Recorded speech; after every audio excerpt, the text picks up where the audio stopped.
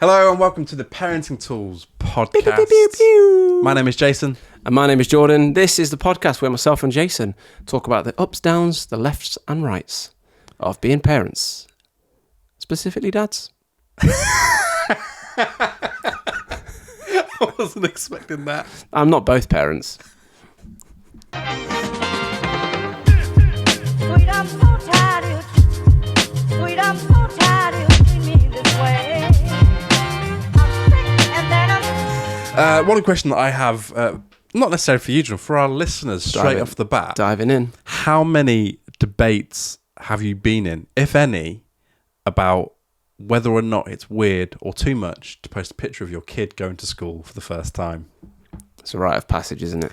It's right. I've seen a few people angry. About it? Yeah. Why? Not on the books of face, not on the Facebooks or the Instagrams, on the forums. Oh, I read it again. On the Reddits. You need to get off Oh, Reddit. they loathe it. It's an angry place, is Reddit. It is an angry place. Sometimes there's a bit of space for anger. Probably not here. So I'm guilty. Guilty. Guilty as charged. Yeah, so Luca's first Yep. day of school. My son started school last week, Thursday. And it was great. Amazing. I didn't know what to expect. I didn't know how he would be. He was really excited to go to school. He was really looking forward to it. And the morning came and he was just like, can I get to school now? He woke up really early, just really excited for schoal. Oh, amazing. And he went in, no problem. He was the first one in. They were like, Nice. right, we're going now. He just waltzed on in with his mate. But no, it was a really positive experience. But I did post a picture of him. No, it's got to be done. Yeah, it's got to be done. I blurred out his badge.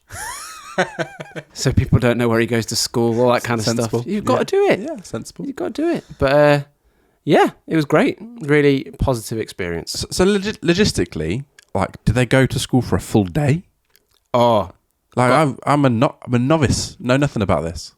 so I've got a bit of a beef with this. Oh, really? Is this? Yeah.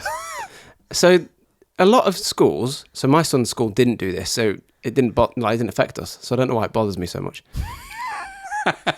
But one of my colleagues, her son did 2 hours a day Yeah. for 4 days.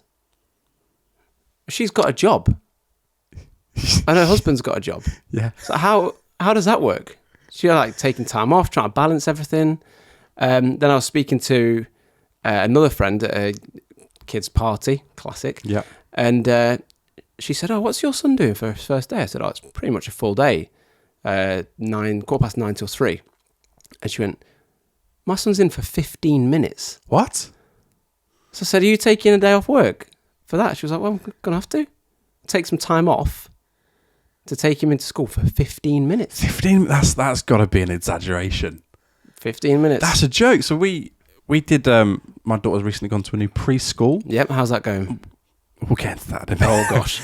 But we had settling in visits, and they were like a good few hours, but that was inconvenient. Like, we had to go in, like, my wife was working from the car for like 2 hours and then picking her up. But that's preschool. Like, Yeah. she's only there for half a day anyway. 15 minutes for going to school. Yeah. How silly. I could probably understand if you've got like really sensitive kids, but that shouldn't be a rule for everyone. Like, especially if your kids are used to going to like nursery like 5 days a week. Yeah. No, just a bit of an odd one. So I just wondered how people were managing. I wonder kind how of many staggered. people are going from school and then dropping them back at nursery for a bit. We thought we got rid of you. But we put this question out there and someone responded to us. Mummy Cole put, when you say first day, do we mean the first full day? Because that's not till October for my youngest. Wow. So there's staggered starts and then there's staggered starts. Yeah. October. That's a while off. And I can understand if it's more than 15 minutes. Like, if it's for a child that's, again, not used to doing all of that sort of stuff and it's a bit more difficult. But as a blanket rule, that just seems very odd. I'd get it. Morning, afternoon. Yeah. Still a bit of a pain work-wise and balancing everything. But yeah, 15 minutes, 2 hours. 2 hours for 4 days as well. That's longer than the drive there. Yeah. Unless it's really close. And we had another response, unless the drive is shorter. We had another response from Harriet who said, Also much better than I anticipated, except for the volume of PTA emails already. What's PTA? I want to say Parent Teacher Association. I thought that was the animal thing, PTA. School's great, apart from all these pandas they want us to save. Call the PTA. Welcome to school, here's some bamboo. Recycle on your way out. Parent Teacher Association is your guess. I think so. PTA, that's what I'm going for. Ooh, Shall I Google it? Yeah. I'm interested. What else could it be? Parent Teachers Anonymous? Sorry, Harriet, we've just outed you there. PTA, Parent Teacher Association. Oh, fair play. Yeah. I genuinely thought either that was the animal thing or that's an American thing. I didn't realise we had those in the UK. Yeah, well, neither did I, but apparently so. Unless Harry's not from the UK. One thing that I've avoided Yeah. is the parents' WhatsApp. Oh, is that a thing? That's a thing. My wife is in the parents' WhatsApp, which she has found brilliant. Like talking to all the other parents about kind of... Because we had really hot days of weather. Yeah. So it's like, what are you putting them in? Because it's really hot. Like we've bought trousers and jumpers because we had a rubbish summer. Yeah. The day before school came and we had it's really hot boiling. weather. Yeah. So I look like a bad dad walking around Asda at 9 o'clock the day before he starts school, looking for a pair of shorts. I love going around the shop at night. And they didn't have any. Loads of skirts. So I thought, Get your sewing kit out. yeah, get a skirt Call and it a safety kilt. pin. A kilt. A kilt. You said that with the accent, but without the accent. Get a kilt. It's a kilt, isn't it? But yeah, school first day, really positive. To the point where, this is how positive the first day of school was for us. I was looking at all the other dads thinking, I'll beat you on sports day. In the dad's race. In the dad's race. That's how comfortable I was with him starting school. He was loving life so much. I was That's thinking, what you were concerned about. I was just on. I'm not even joking. There was this one dad with running trainers on, and I thought, oh, could cause problems. But he could be a distance runner. You never know. It could just be Yeah, a fake. it could be a poser. Yeah, pose. That's what I was looking for. He could be built for endurance, not speed. Much like running trainers. Yeah, might just like an ASIC. So my daughter's gone to a new preschool. We've moved house, but the preschool, is it nursery? Is it called preschool? Yeah, It's the same thing. Yeah, it's a nursery. Yeah. Basically, we were changing anyway, and the one that we've got that we changed it to is like an Ofsted Outstanding or something. That's the reason why we changed it. But it's still further away from our house. It's close to the old house, basically. But it's better. She loves it. It's really nice. Yeah. The problem is that any sort of change can throw off a child. We moved house, loads of stuff happened, loads of change was going on, and we changed nursery at the same time, which probably isn't recommended. So she's like recessed a little bit to like full on crying and tears, and it was difficult the first 2 weeks. Lots of tears, lots of like just no. When we got there, we stood outside the nursery, and when I was looking around at all the other parents, the first lot that went in, all the kids were just waltzing in, and I was like, oh no, like what have we done to upbring this child where she just cannot leave us? 2 minutes later, all the parents and the kids were screaming, and I felt so much better about myself. I was like, oh, thank God. I'm not the only one. Yeah. But she loves it. Every time I pick her up, she's only been there for 3 weeks now. Every time I pick her up, she goes, I love my new preschool. And it's like, oh, it's great. She just wants to be and have a tantrum. And obviously she finds it difficult, like leaving home and all the change that's gone on.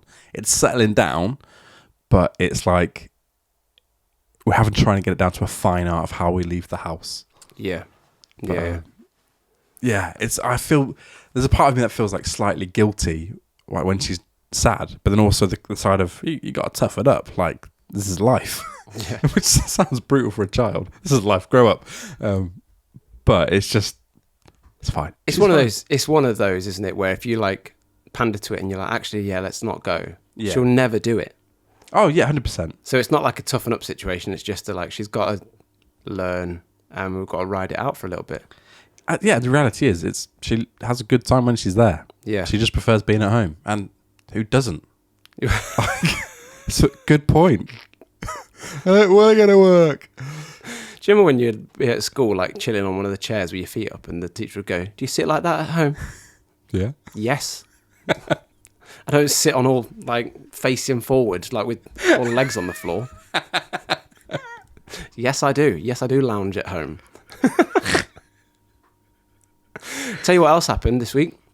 Speaking of first day of school, first day of football training. For you? Not for you. Should have been. I need some work. No, my son started football training this week. Really? Yeah, and we've always said we wouldn't like force him into doing anything. Yeah. But in the summer he said, "Can I go to football?" And straight away I was like, "Yes, Nice. yes, you can." So he's joined a little football team on Saturday, and it was so hot on the day. He walks up to me about half an hour into the hour, and he went, "Can we go now?" And he was just there sweating. His face was so red. I was thinking, is he sunburnt or is he just hot? And then all the other kids came over, and they're like all such red face on them. But it was really good. It was really good to see him enjoying himself. What does football training look like for a 4-year-old? Excuse my coughing, everyone. Got a bit of man flu on the go. So they started off with a game of What's the Time, Mr. Wolf?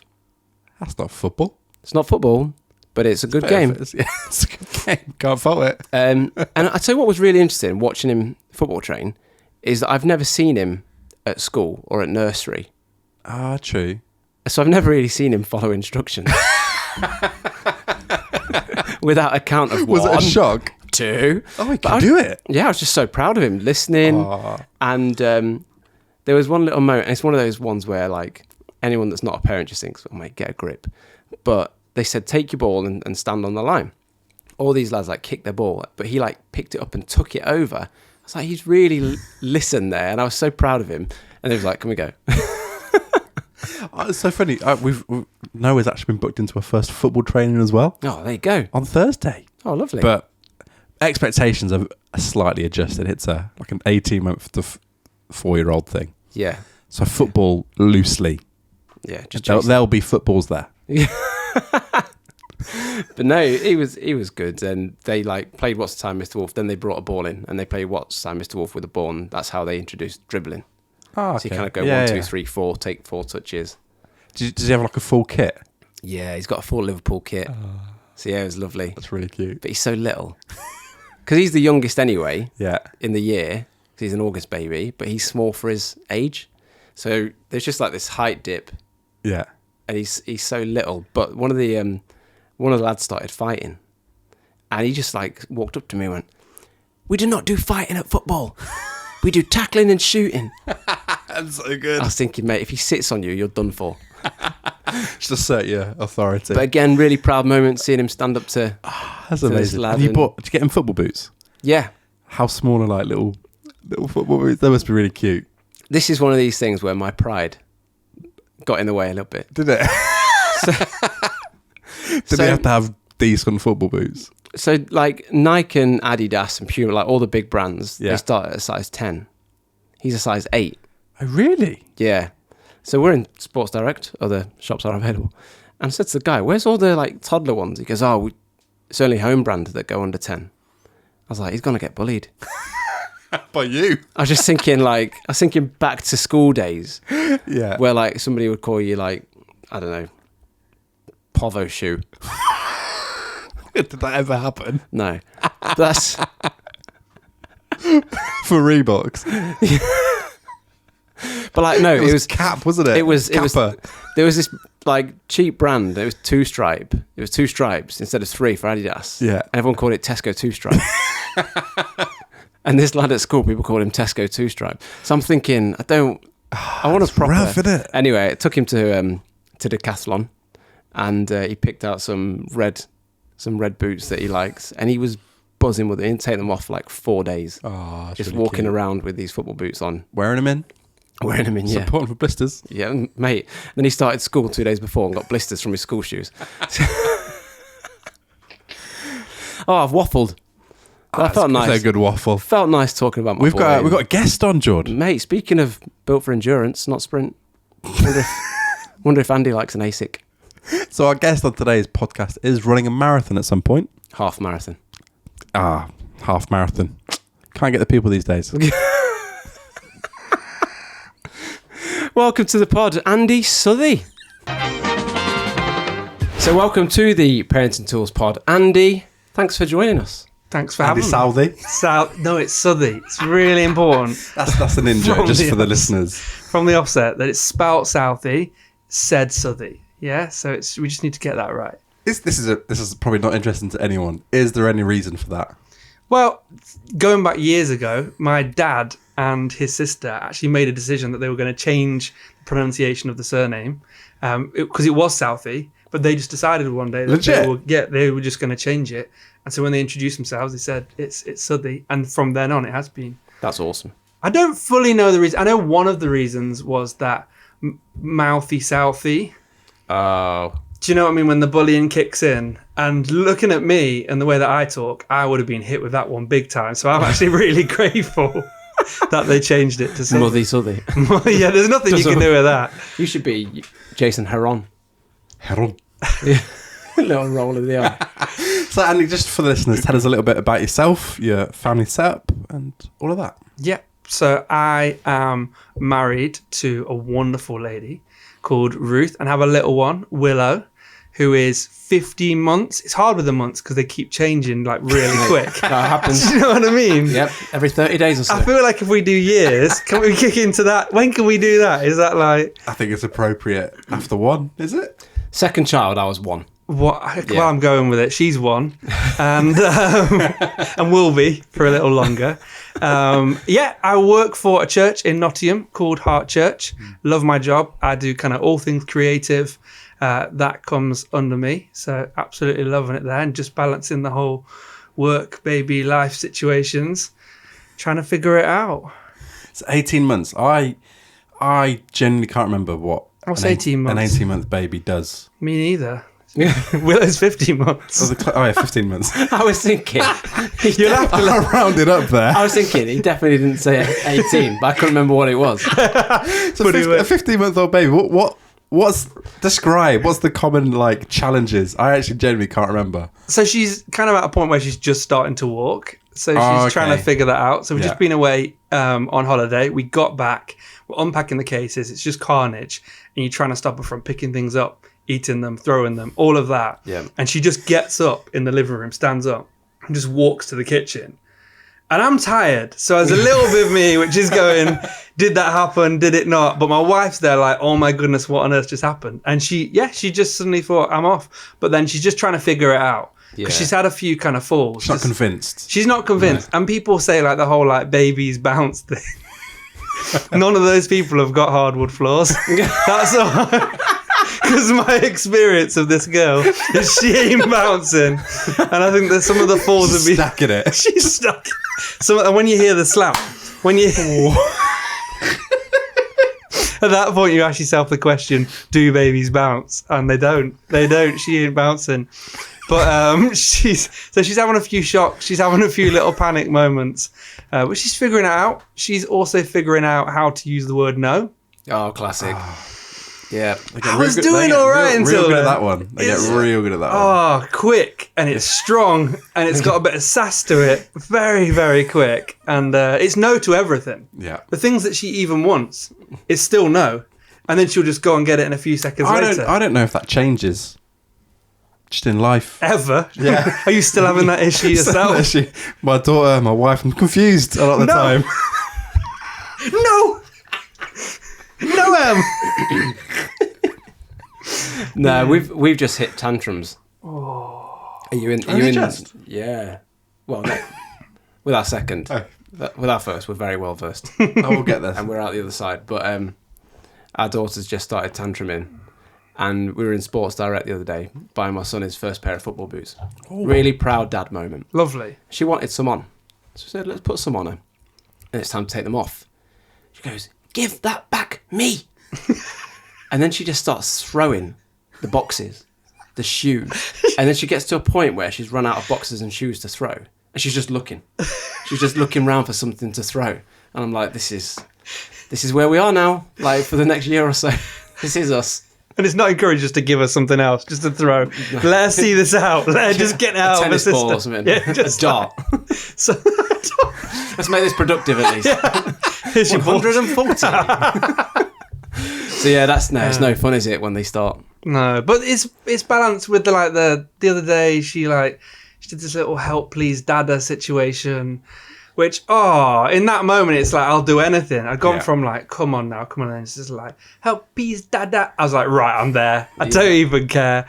I'll do whatever you need, and then it's no. No, but you literally just asked me for help. How have we moved from like a moment of cuteness to just a rudeness? But it's also mama at the moment. Mama this, mama that. Which, you know what? I did tell her earlier. I was like, listen, you can go to mama. If you come to dada, we're going to have a much better time. She literally looked at me and went, mama. Watch the floor on your way out. Yeah.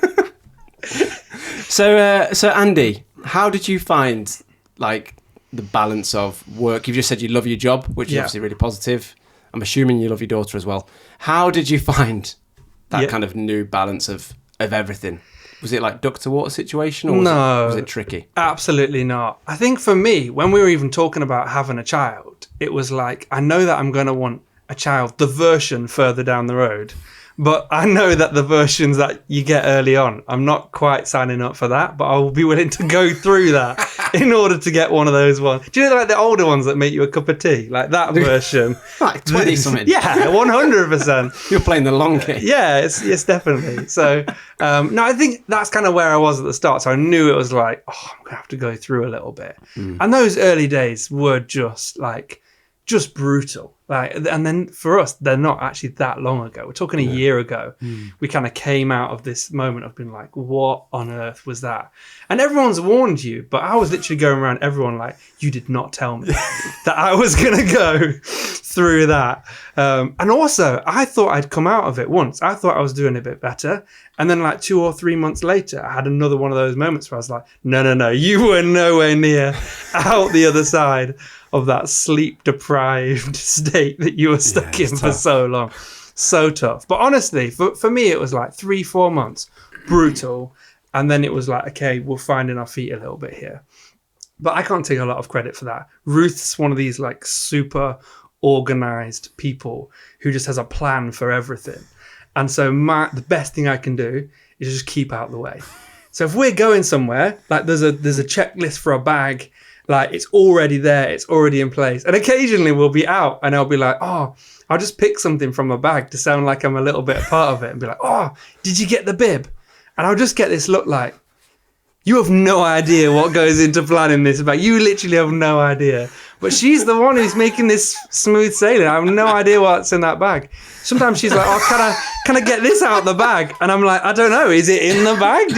Do we carry these around with us? Yes, we do. They're nappies. We need them all the time. But no, so for me now, I'm like, we're starting to find a little bit more of a healthy rhythm, trying to balance it with training and things like that as well, exercise. You start adding all the other bits and it's like, where does that go? But we're getting there. So Andy, you mentioned that you are head of creative. So I'm assuming you're a creative person. I found when I had my son and I became a dad for the first time, I was shattered and my creativity took a bit of a hit because I was shattered. But also, on the flip side, it was a bit paradoxical. I had this unlocked this realm of myself that I'd never known before having children. And I found that I had all these ideas. It just turned out I couldn't do anything with them.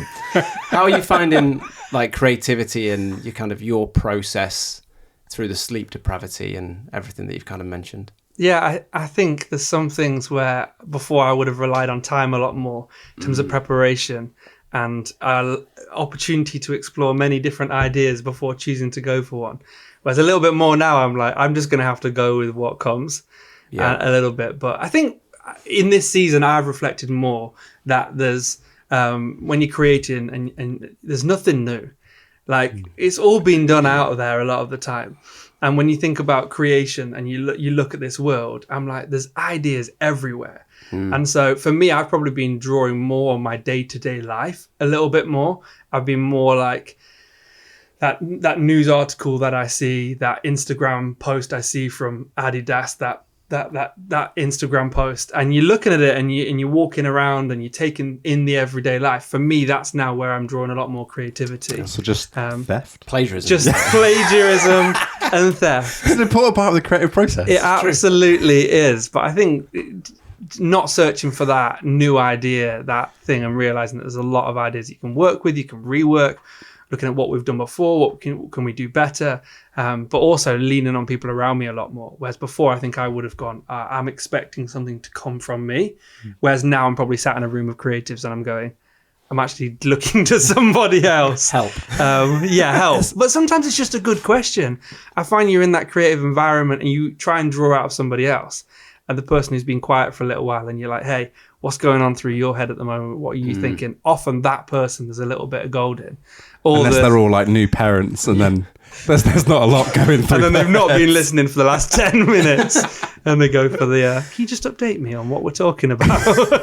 It's a really good question, because like creativity, like I can't remember, it's from a study, but like the best creative thoughts come out of like boredom and like space. As a parent, you don't have a lot of space. It's true. Mental space. Like a lot of it is you are just packed in. And I think you described it really well when you were saying like you want the outcome of an older child, and you're just gonna have to bear through the years of like the potato baby and the ultimate reliance. Yeah. Like that's where we are. Like we're thinking about a second. Like I don't want a second child. Caveat: I do. But I don't want the responsibility of 2 children under the age of 5. Oh. This is what people say, isn't it? Like when you say, oh, I just want some child-free time or a child-free night, it's not that I don't want my children, or when people say that, it's not that they don't want their children, it's that they want a responsibility-free night, or just a responsibility-free time where you can just forget and just be you for a little bit and not worry about packing the bag. Yeah. Well, I don't. Doesn't. Don't worry about that, mate. The admin is covered. The admin is covered. I'm there to be creative. To think outside the box. I know my strengths, I know my weaknesses. Stick to it. What has been one of your like highlights of like witnessing what your daughter's like development? Like what are some of the things that you look back and actually I'm really fond, that will stick with me for a long time? I think there's probably a few moments. I think it's a little bit classic, but I remember that moment when we put her in that car seat. I mean, Willow was £6. Wow. And you put her in the seat, and it was like, we need a smaller seat. Do they go smaller than this? And they don't. But I remember just looking in that mirror and just being like, oh my goodness. Now, there was a severe tiredness and adrenaline situation going on, which probably does tint things a little bit in my head. But no, I think that was a moment where I was just like, oh, wow. But I think another one would probably be that when I started to realize that she'd got a sense of humor. When she'd do something and it would be stupid, but then she'd laugh at it. Yeah. And I'd be like, oh, and then she's looking at you like, will you laugh? And I'm like, 100%, like, I will laugh at that. But I think realizing that, for me, humor is such a big thing in my life. So like those moments when I'm like, I can share humor with you. We can laugh together at stupid things. That Ruth's literally looking at me like, what the heck are you doing? I'm like, I don't care. She's laughing. This chicken dance got that laugh, and you'll be grateful for it. I don't know about you, but like, it's always like a weird shock of like, oh, this is an actual human being. It's not just like a thing. Like it's an actual human, loads of emotions. For a while, I was asking the question. What do they do? She moving like what tricks does she know? Did you do the thing like on the first or second night where you check she's breathing? 100%. Yeah. And then she started making all these weird noises, and I was like, okay, no, she's fine. Don't worry about that. I remember some of the noises she made. I saw it as like a barn animal situation where first you get the door opening, you get it's like, and I'm like, there's the door. And then slowly you're introduced to the different animals. It's like, it's like, okay, how am I meant to sleep while someone over here is taking the mick? And I still think Ruth was doing some of them. I think Ruth was behind some of those sounds. Just having a bit of a laugh. I'll give them the barn door again. The barn door. And what's something that's like surprised you or took you back? Yeah, I think if if I'm really real, I think people talk about the moment you meet your child, and some people will talk about this love that they felt for them straight away. And I remember having this panic where I was like, oh my goodness, all I feel is tiredness. Like, I just feel exhausted, and I'm just trying to deal with the amount of adrenaline that's just gone through my body. And I remember just thinking like, oh, people describe this incredible love for their child. And I was like, for me, it was a bit of a journey. And I just didn't really see that coming. I was waiting for this instant thing. I just didn't realize that it was going to take time. And for me, it's been like a growing sense of love as the journey's gone on. And just moments of just like pure joy. Seeing her on holiday, just sat there in the sea, getting hit by a wave, laughing her head off. And just this incredible feeling of love towards this human being where I'm like, oh my goodness, like, that's my girl. That is my girl. But I think that panic moment where it's like other people are like, oh yeah, love them straight away. There was this instant thing. I was like, I'm broken. There's something wrong with me. What do I something do? wrong with her. And yeah, what do I do? How do I get that? Can I buy it?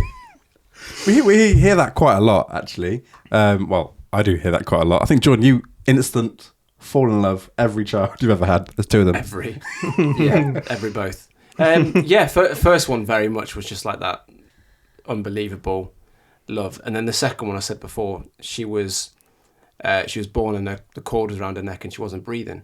So it's a very different circumstance from kind of baby coming out the first time crying, you hold them, to like second time doctors running in and they're just being panic. So the love was there, but the circumstances were very different. So first thing I felt wasn't love, it was just sheer panic, like, is she going to survive?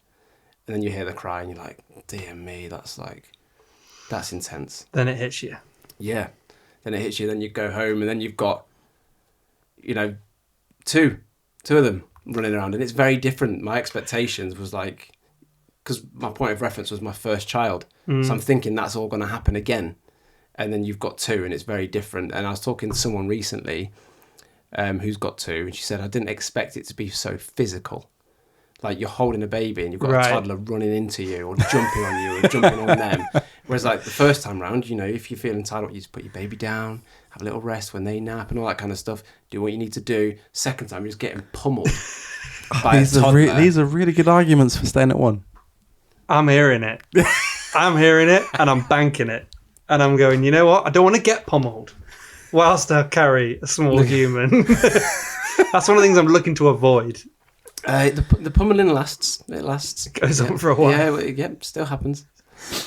Especially if you've got a child who's obsessed with dinosaurs and shouts Triceratops head and runs into your midriff. Wow. Head first. You know about it. You know about it. And you don't expect it until you hear Triceratops head. And then bang, you get that ache in the stomach. You can't fault him. It's good. He knows his dinosaurs at least. Really it's well. all educational. He's just learning. So, Andy, you mentioned like introducing training, and so you're running and all that. Before we get to that, give us a little bit of background information. So you're running a marathon. It's a half marathon? Half marathon. Honestly, I couldn't say how far half marathon or quarter marathon is. Do we know? I have a guess. It's 50% of a full one. That's a good answer. He's very good. 15 miles? I don't know. Slightly less. 14? Oh God, this is your final guess. You're getting it on this one. 12. Oh my word. Obviously it was 13.1. It was there. 13.1 miles. That's quite far to run. Yeah. That's too far to run. It is. It's too far for me. Again, give us all the whole background information of why you're deciding to do this to yourself. Yeah, so in 2019, September 2019, I had been training for the Robin Hood Half Marathon, was as fit as I've ever been. And training had gone really well, everything had gone to plan. Turned up at race day, found my pacer, started this race and was just feeling good. Was just feeling really, really good. Hit around about the 10-mile mark, so that's the home straight then. And I was thinking, oh my goodness, this is it. Like I've done it. This is really, really calm. And I remember looking down at my watch, and that was the last thing where I checked the distance that I had to do. And then the next thing I remember, I wake up and I'm lying there in the back of an ambulance. And it's a really strange thing because for me, race day was like, you're around all these people and there's such a buzz. And then I was just pulled out of that environment into this isolated moment where I'm just lying there on my back thinking, what on earth has happened to me? And at that point, I'm in and out of consciousness trying to figure out what's going on. And it was a really traumatizing moment. It was the darkest moment of my life where I'm trying to figure out, like, is this it? Like, and how do I communicate with my wife? How do I tell her I'm here in this situation? She's expecting me just to appear at that finish line. She stood there waiting. And here I am lying in the back of this ambulance. And what happened in the weeks to come was we would realize that I'd had a concussion. I had a blackout and I'd gone ragdoll. And I'd had a whiplash concussion. But unfortunately, it wasn't diagnosed. So that meant that I carried on, which is the worst thing you can do if you've had a concussion. And found myself suffering with something called post-concussion syndrome, which the symptoms for people can look very, very different. For me, I was in a place where I was struggling to walk. I was struggling to form proper sentences. If you'd asked me how old I was, I'd have struggled with that kind of question. I was really, really in a dark place. I couldn't wash myself. I couldn't dress myself. And I was physically very, very ill. And this would go on for kind of 3 months, the physical side at its worst. And then I just slowly built back my strength. But it was 2020, really, in the lockdown, where that gave me the opportunity to really have an extended amount of time away from the busyness of life and to strip things back and find a place where I could actually recover and get back to full health. But that's full physical health. The mental side of it was a much, and continues to be, like we're coming up to 4 years now, a much longer journey for me, where I'm trying to navigate. Early days, I was trying to even navigate looking at a runner. So if a runner went past me, I couldn't look at them. Too much of a trigger. Then it was like, what would it look like for me to get back to actually running? Can I ever? And I thought I'd never run again. And so it's just been a slow journey of trying to figure out, how do I navigate this trauma in my life? And how do I get to a place where it doesn't hold me back? So was it a case that you fell and hit your head? So it was a whiplash. They think it was a whiplash head injury. So who knows what I don't know what happened. Whether I hit into someone, I don't know. Whether I hit into landed on my arm, I don't know what the fall looked like. So many people around, there's a good chance that I hit into somebody, but I just don't know what that. That's where my blackout is, and I'm like, there's a gap then of how do I end up in the back of an ambulance? Again, this is a really good point, just to avoid running for me. That's your takeaway. I'm not a good advert. You said one thing that, like, at the 10-mile mark, and you felt good. Like, I cannot imagine running and thinking this feels good. No, I couldn't imagine. It takes a lot. I'm kind of getting back to that place now in my training where I'm hitting that point where I'm like, oh, I can run longer distance. And I'm like, no, I feel fine. But you have to go through so many push through moments along that journey to get there. Why are you doing it again? So I think I was always going to need a really strong motivation. I was always going to need something more than, face your fears. I think part of it is that I'm like, I don't want to live my life fearful of something. And as I looked back at what had happened, my thoughts not even that long ago were like, I want to change that story. I want that story to look different. And through a couple of honest conversations with some friends, I had to come to a place where it's like, no, you're never going back. You can't go back. You can't change what happened. But what would it look like maybe to write a new chapter to this story? Because at the moment, this traumatic experience ends with a full stop after a very, very painful time in my life. So what does it look like to write another chapter? What would it look like for some good to come out of this situation, that when I look back on it, there are some positive elements that I can look at and think, hey, look what's happened. But for me rerunning it, me finishing that race wasn't going to be a strong enough thing. I remember doing my first training run and literally just getting to the end of it, only a couple of miles, and thinking, I'm sacking this off. I'm quitting. Run one, I'm done. I can't deal with the mental challenges of this. But the things that kept me going are I'm running to raise awareness around concussions, partly that people understand the significance and potential damage you can do in a situation with a head injury and how you have to take it seriously. But also to raise money for Headway, who are an amazing charity doing a phenomenal work. And really largely they're helping people like me. They're helping people who are in my position. So suddenly the narrative became, if I can do this run, I can raise money and enable other people's story to be different. So suddenly it was like, by me doing this, someone's life, someone's experience during a head injury could be completely different. And that became a really, really strong motivation for me of going, no, I can do this if it's going to help somebody else. I can do this if it's going to mean someone else's story is going to be better. Well, I mean, fair play. I mean, genuinely, the challenge of running half a marathon is too much for me to even ponder. Has any of the trauma like affected you, like as a parent? Like, has there been any crossover where that's actually like, yeah, that's challenging in itself? I think one of the biggest things that I reflect on when it comes to being a parent is I really want Willow to grow up in a world where if you hit a situation and something bad happens and you have a setback, that you don't give up. And this is probably, when I talk about this run, it's the most emotional element for me, because I really want, when she's older and I tell her the story of the accident, I really want to tell her that it didn't end there though. Yeah. That there was actually a better story and something else happened. And look what happens when you can get back up, quite literally, and go again. But the thought of telling her that story and the emotion that's wrapped up in that for me is something that I can't think about too often. Certainly not while I'm running, because the emotion's so strong for me around that. But I think when I'm thinking about it, I wanted to grow up in a world where, yeah, you can get up and you can go again, no matter the setback, no matter the challenge that you've had. Don't give up and fight on. It's fascinating to me because I think, like, reflecting on just my own past and other people's stories, like, trauma is often, it's really negative. Trauma sucks, but so many of our vital decisions are made because of those sorts of things. And like, especially as a parent, like, I reflect on some of the big decisions we've made. It's because of like traumatic experiences. Like, I don't want them to go through that or not to be in that state again. And so it's like, it's just a really fascinating thing of, especially like whilst now today, like we're becoming so much more aware about talking about mental health and all those sorts of things. And yes, there is the side which really sucks, but then there's also the necessary decision-making side where we're learning a lot from. If we acknowledge it more, we might be able to have kids that don't have to suffer as much rubbish that we do. Yeah. But yeah, it just fascinates me. And you want to be real. It's some of this for me is I'm bringing people into a kind of mid-journey because I don't know how this ends. I don't know what happens with this run.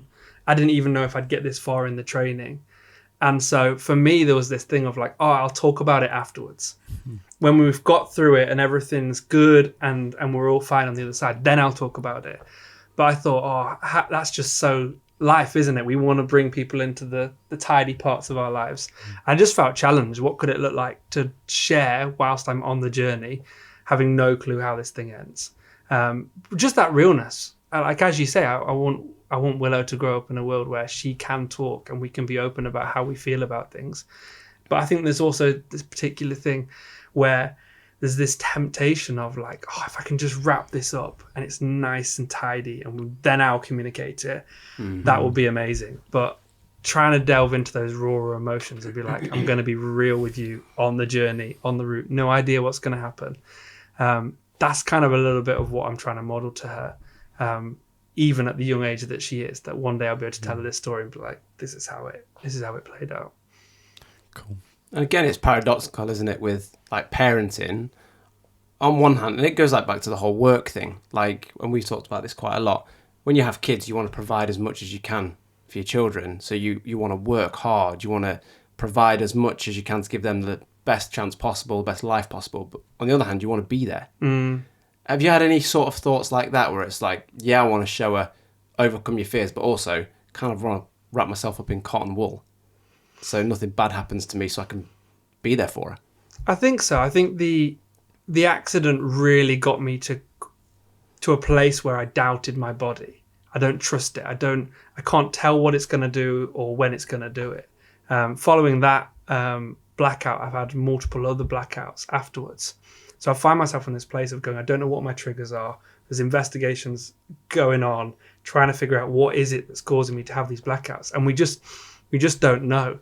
And so, yeah, I think there is this side of me where I'm like, I want to protect myself. And when I feel myself getting ill, we've just dealt with a pandemic. all these things become triggers of going, oh my goodness, like I need to just protect myself because I can't trust my own body. But at the same time, I think that can force you to go the other way when it comes to dealing with Willow, because I'm like, for her, I don't want her to grow up like me. Right now, sometimes fearful of my own health. I don't want her to grow up like that. So there is a little bit of me, even on simple things, when she is falling over, and I'm like, oh no, like you're fine, get up, carry on, because I don't want to project any of that. But I realised that When she doesn't bounce off the floor. when she doesn't bounce back up, it's like, hey, get up, it's fine. Other babies bounce, but you don't. But no, I think it's this thought that for her, I don't want her to be fearing those things, but I'm also very aware that I've got to deal with that inside of me. If I don't actually go into some of those dark places from that accident, then that's going to live with me, and it's going to seep out of me whether I like it or not over time. So part of doing it again is just getting myself into a place where I'm like, you can't carry this for the rest of your life. You have to go and deal with this stuff. Some of it for me is running the race, but also I'm about to get therapy as well and talk through some of this stuff as well with a professional and get some help. So it's not, for me, it's not just about running the race. I think that's going to bring a level of healing, but then there's some stuff where I'm like, I do need to go and talk through some of this experience. But I'm believing for the whole thing, for the whole year, for me, I have one word, it's healing. I'm like, I want this year to be a year of healing. And I thought that sounded great in January. Like, Happy New Year, a year of healing. Sounds amazing. Little did I realise that it was going to feel like more like open heart surgery half of the time. But no, it's all good. Amazing. I don't think I could do it physically, but also it's a massive challenge. When are you running? So I'm running on the 24th of September. So it is coming really soon. That's not that far away. Right now, we're on to the final runs of preparation. Yeah, I was just about to ask, how's the prep and how's the training? Where are you up to? Prep's largely good. When you're hitting the intensity of this part of the training, you are kind of picking up little injuries and you're trying to navigate that a little bit more than you'd like to be. So you're just doing a little bit of how can I keep pushing my body to keep developing, keep growing, ready for the race. We're also trying to protect yourself, because if you pick up something now, the time for the recovery is not particularly great. Yeah. So it's a little bit stressed. I had a few issues recently with my shins, but I've been icing like 3 to 4 times a day, which is just awful. But that's helping them. So I'm just doing a little bit of a dance at the moment of trying to keep up the miles, but also trying to keep myself so I get to that day and I actually am not running with a Zimmer frame.